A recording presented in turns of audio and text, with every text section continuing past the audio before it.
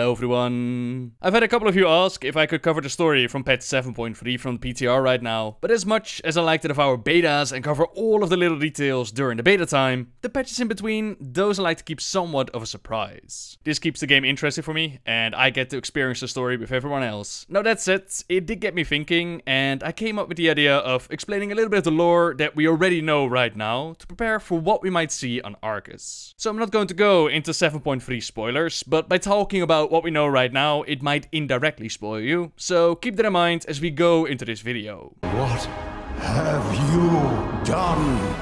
To start it all off, let's go way back to the beginning of the Warcraft universe, to the dawn of creation, where there was light and there was void. The mounting tension between these two opposing yet inseparable energies, it eventually ignited a series of catastrophic explosions, rupturing the fabric of creation, creating the physical universe. Many different things came to be from these two opposing forces, amongst them were the Titans. Their spirits, known as world souls, formed deep within the fiery core of a number of worlds. For ages they slumbered, but when they did finally awoke, they did so as living worlds, with eyes that shone like brilliant stars. They observed the fledgling cosmos and became enraptured by its mysteries. They wandered to distant corners of the Great Dark, searching for others of their kind. Now no one knows when or why the first Titan awoke, but legend holds that his name was Aman'Thul, and he worked on waking up more of his kind.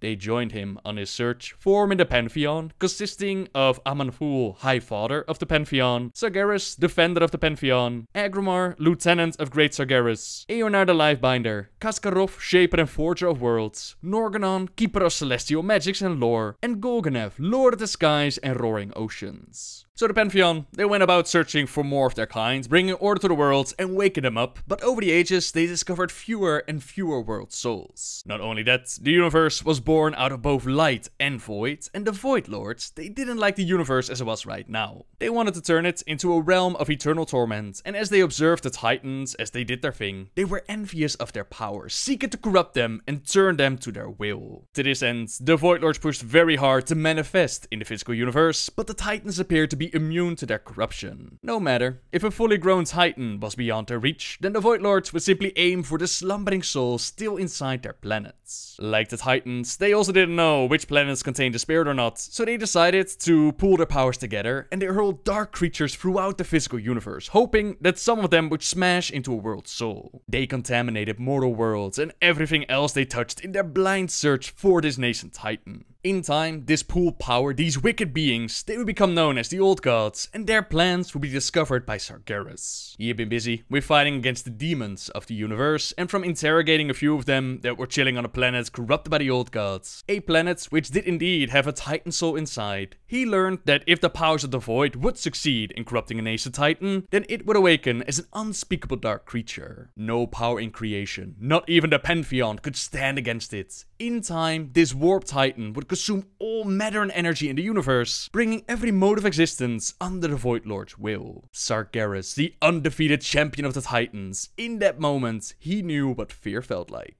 He used his might to cleave the corrupted planet that corrupted world soul and destroy it before it could become a threat. The rest of the Pantheon, they were not so happy with his actions. Destruction was not what they were about. The amount of Titans that they found, it was already so few, and here Sargeras was just destroying them. Surely there had to be a better way of fighting back against the Void Lord's plans, but Sargeras, he was unconvinced. He had a growing fear that existence itself was already flawed, and only by burning away all creation could the Titan stand a chance against the Void Lord's ultimate goal. In Sargeras' mind, even a lifeless universe was better than one dominated by the Void. Life had already taken root in the cosmos once before. Perhaps after they scoured it of its corruption, life would take root once again. Horrified by his ideas, the Pantheon tried to convince their champion to see reason, but Sargeras, he already made up his mind, and if they would not stand by his side, he would do it on his own. As Sargeras went out to free the demons he had captured on the planet of Mardum and form his burning legion, the Pantheon, they found a way to a planet with a Titan spirit inside. This world, Azeroth, had indeed been infected by the old gods, but the Pantheon worked very hard on finding some way of giving this slumbering titan a fighting chance rather than outright destroying it. They created their Titan Keepers, they raised a war against this so-called Black Empire, eventually figuring out that ripping the old gods out of the planet, that was a very bad idea, so instead they decided to imprison them. With their work complete, order brought to the planet, the Titans said farewell to the Keepers, only to find out what Sargeras had done. His burning crusade was rampaging across the cosmos. Agramar had stood against his former mentor, but Sargeras, now infused with Fel from breaking open Mardum, he outmatched him greatly, as all Titans had a weakness for Fel. In a final, desperate counterattack, Agramar summoned all the power at his command, and he struck at Sargeras, finding as both the blades crashed with each other, that both blades had shattered. Forced to retreat, Agramar eventually returned with the Pantheon, who once again tried to make Sargeras see reason. Aman'Thul even told him about Azeroth, a fledgling world soul with more potential than any that the Pantheon had ever seen, a being strong enough to defeat the Void Lords in due time. Sargeras listened carefully to their words, but he was unmoved. Agramar believed that something noble still lingered deep in the former champion's heart. As a last resort, he laid down his arms and he approached the fallen titan, recounted the tale of their glorious battles against the demons, reminding Sargeras of the sacred oaths they had sworn to protect creation. But Sargeras, he was set in his ways. With a howl of rage and sorrow, he struck Agramar down, his ruined fell blade nearly cleaving the Titan in two. Infuriated by this unthinkable murder, the Pantheon launched an all-out assault on Sargeras and his legion, yet even they could not overcome Sargeras' fel-fueled might. The fallen Titan decimated the Pantheon members with felfire until he had broken their will to fight. To seal their demise, Sargeras summoned a massive fellstorm that would consume their bodies and souls alike. Yet, just as the furious onslaught of energy washed over the defeated Titans, Norgannon made one last attempt to stave off oblivion. He bent the raw energies of the universe to his will, weaving a protective shroud around each of the Pantheon Titan spirits and launching them into the Great Dark.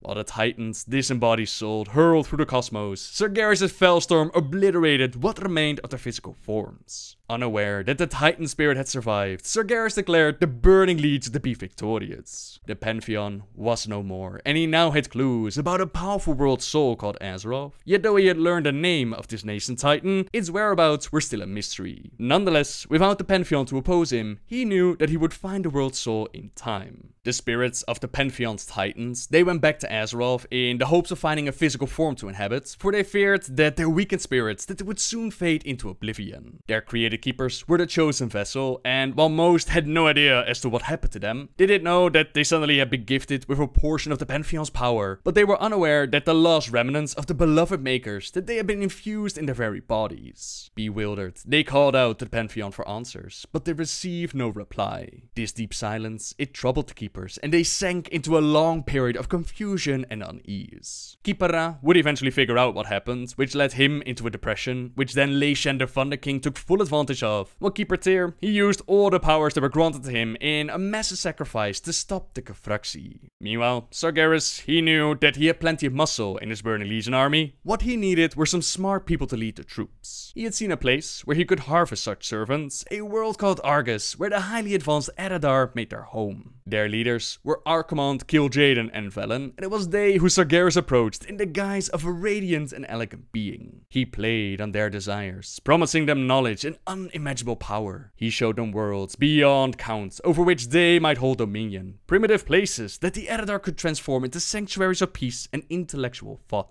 He vowed to share with the Eredar not only the most obscure secrets of existence, but also the final answer to what he believed was the fundamental flaw in creation. In return, the people of Argus would devote themselves to Sargeras' groundwork and help him remedy that flaw. Archimond had already been worked by Sargeras and quickly accepted. Kil'jaeden also accepted what was shown to him. Only Velen was hesitant, and he meditated using an ancient artifact called the Atamal Crystal, gifted to his race by the holy Naru long before his time. Through the ancient relic, he received a horrific vision of the Eredar's future if they sided with Sargeras. They would become horribly disfigured, transformed into demonic beings of depthless evil. Velen tried to warn his brothers of what he had seen, but they simply dismissed his his insights. Fearing that Archmon and Kil'jaeden would kill him if he continued to descend, Velen feigned acceptance while working with the Naru to get his people away. He sought out those that he believed could be trusted, and as Sargeras showed up to corrupt his race, Velen and his followers, they gathered on a massive Naru dimensional fortress known as the Xenadar, and they fled their homeworld forever. From that day on, Velen and his followers, they would be known as the Draenor, or the Exiled Ones, on the run from the Legion, as Kil'jaeden, you might imagine, was not too happy about this betrayal, and he vowed to never stop hunting them, bent on vengeance. With the Naru at their side, the Draenor are now on the run. Naru are holy beings, which also came out of creation, very much like the Titans, but they also have a darker side. When a Naru falls ill or is drained of its holy light, it will turn to a darkened state, in which it needs to regenerate. Or when it's pushed even further, as we've seen for example with the Naru Mu'uru, as it was drained by the Blood Elves, it can turn into a void god. Light and void, as it was at the beginning, and while we were forced to take out Mu'uru, or Entropius, as it was then called, and use its core to reignite the Sunwell, in the Priest Order Hall, we were actually able to revert the Naru back to its holy state, as seen with the void gods Raka turned back into Saara. I don't believe Void Gods are the same as Void Lords, as in the thing that scares Sargeras so very much, and it's a bit of an unfortunate name choice as well, since we've already seen Void Lords in the form of Void Walkers. A prominent one, that is Dimensius the All-Devouring, who's responsible for the ethereal race as we see them today. Their homeworld of Karesh, it was found by Dimensius, who opened countless gateways into the Void and the Twisting Nether, all around the planet, bathing Karesh in arcane and dark energies. Using every scrap of its advanced technology, one of the mortal races hastily attempted to construct magical barriers around its cities, but it was only partially successful. Although the dark energies were blocked, the unimpeded flood of arcane energy that tore away the mortals' corporal shells and infused their souls with enough energy so that they could subsist without a body. Members of this race, now called Ethereals, they took to binding themselves with enchanted strips of cloth to provide their souls with enough structure to survive. This altered state, it proved to be a blessing in disguise, as their enhanced minds and magical abilities, it allowed the Ethereals to actually fight Dimensius and his limited force to a standstill. But over the years, Dimensius grew powerful enough to summon armies of fellow void creatures, forcing the Ethereals to flee into the Twisting Nether. The other race on the run, the Draenor, they eventually found a way to the planet called Draenor, where Kil'jaeden and the Legion, they eventually tracked them down. By this point, they had no means to escape. The Horde was formed under the guidance of Kil'jaeden and Gul'dan, and the war to exterminate the Draenor was on. Many Draenor lives were taken during this war, many of their cities were destroyed, yet Velen and some of their people, they were able to escape Kil'jaeden's wrath. As Shefrev was the last city standing, some of their people decided to remain behind and hold the line to make it look like all of them were dead. Gul'dan and the Shadow Council, they had crafted a special weapon for the siege of Shefrev, combining their magics with the Red Pox. The Red Pox is a disease amongst the orcs with its origin in the Curse of Sepha. Now that foul combination, it was mixed into a volatile concoction that would spread the plague to the Draenor. They lobbed the bombs against Shefrev's walls, unleashing a foul mist that burned the Draenor's skin and choked the breath from their lungs. Even worse, those that did survive the siege of Shefrev, they did not end up with Red Pox. Instead, they devolved into something that they called the Krokul, or the Broken. Akama and Nobundo, they're probably the two most well-known Broken, and they also found the connection to the Holy Light to be severed. The unluckiest of the Broken, they devolved even further into creatures called the Lost Ones. They became even more physically deformed and gradually lost their grip on sanity, some even going as far as tossing themselves off the cliffs and ending their lives. Those fortunate enough to not be affected by this illness, they were actually worried that the Broken might be contagious. There were so few of them left by this point that they decided to banish the Broken, amongst them Nobundo, who for years tried to find a way to reconnect with the light, but instead he found a whole different voice that answered his pleas. It was the voice of the elements, and he would be the first of his people to walk the path of shamanism, even one day returning to Velen and the unaffected to teach them what he had learned. Now with the Horde's mission complete, they found themselves without an enemy to fight on Draenor, which was a bit of a problem considering they had demon blood pumping in their veins and the world had become quite corrupted. Medivh, under the influence of Sargeras, he made contact with Gul'dan, and together they created the Dark Portal, a link between Draenor and Azeroth. The plan was to bring the Horde in and use it to weaken the world, get Azeroth ready for another invasion of the Legion, since by this time, the War of the Ancients, that was already a thing of the past. Sargeras was informed about Azeroth by the Pantheon, but he did not know its location, until the Highborn, they dabbled in magics they did not understand, and they made contact with him. Some of you have already asked, why hasn't Sargeras showed up yet and simply destroyed Azeroth, but part of the reason is that it would make for a very short story. Once upon a time, Sargeras showed up and everyone was dead. The end. If you want to give it a lore reason though, you could say that he was too far away. Perhaps with enough time he could have traveled to Azeroth by himself, perhaps even tried to do so, while also trying to get there with a shortcut to get there with a portal. A massive portal that could contain all his might, which was prevented time and time again. The War of the Ancients, that was probably when they came closest to succeeding, but that also had its gateway for Sargeras shut down. There was the Avatar Sargeras, with only a small portion of his power and spirit, which was defeated. The plan of having the Horde weaken Azeroth, that failed. Archimonde was blown up during Warcraft 3. Kil'jaeden was pushed back during the Sunwell raid, and even Varimafras, he was also stopped from getting Sargeras in during the battle for the Undercity. Cannot hold. Destabilizing. You have failed me, Varimafras.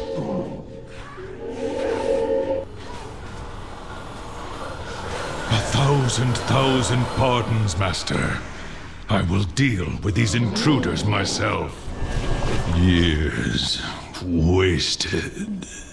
Time and time again, we shut down those gateways and we prevented the Legion from taking the world.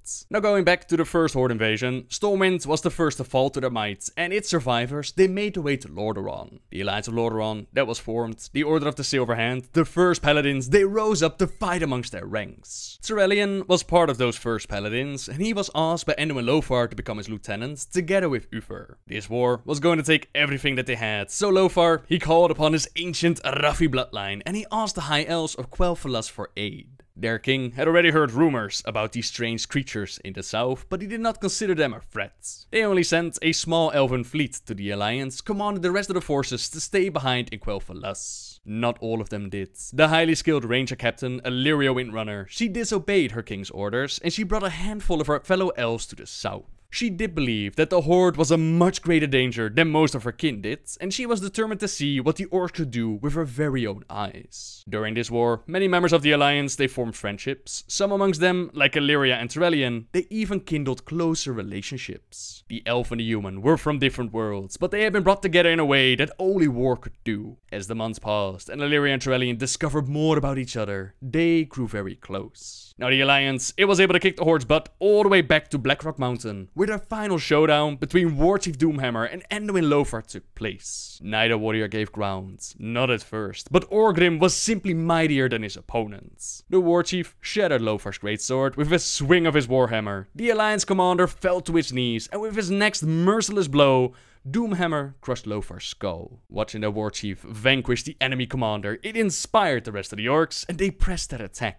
Orgrim's gambit had paid off. He could see the sorrow and despair in his enemy's eyes. The Alliance soldiers were flagging. Many of them were losing their will to fight. Yet Turellian, he did not give in to sorrow or despair. Such feelings were of no use to him. They would not bring Lothar back. They would not avenge his fallen friends. The young paladin unleashed his holy powers. The light, it radiated out from Turellian, blinding all those around him, including Orgrim, and bringing the fight to a standstill. The paladin took up Lothar's broken blade, and he knocked the Warchief unconscious. He then rallied his people. They were all Lothar's sons and daughters, and they would carry on his dream of ridding the world of the Horde.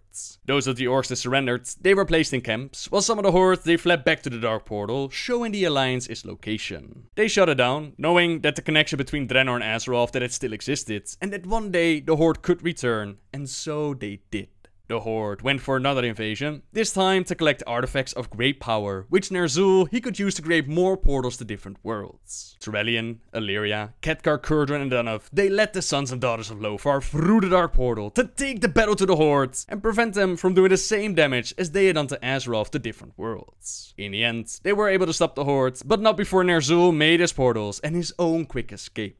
Draenor, already corrupted by years of fel, now became incredibly unstable. They were forced to shut down the Dark Portal to prevent that destruction from flowing into their world, as these heroes of the Alliance, they made the ultimate sacrifice, as they stay behind while Draenor transformed into Outland as we know it today. A few years later, during the Burning Crusade, the Dark Portal reopened, and most of the members that we lost there, they were accounted for, except for Illyria and Turellian. Illyria had left her sisters Sylvanas and Verisa behind, while both of them had left their son Arator. Apparently, Illyria, she had become pregnant and had a child while the war was going on, and while the details of his youth are unclear, this son also journeyed to Outland to find his parents. He tells us about a recurring dream. A crimson skyline envelops me as legion numbering beyond comprehension, they battle in the distance. I kneel before the body of a man, presumably my father, and weep. As he is gasping for air, his body wholly crushed, he whispers something. Despite every effort, I am unable to hear what he's trying to tell me. Not even Khadgar could tell us where his old friends went. For several expansions, hints were dropped from time to time. We had Chris Madsen saying that we'll need them for what's to come.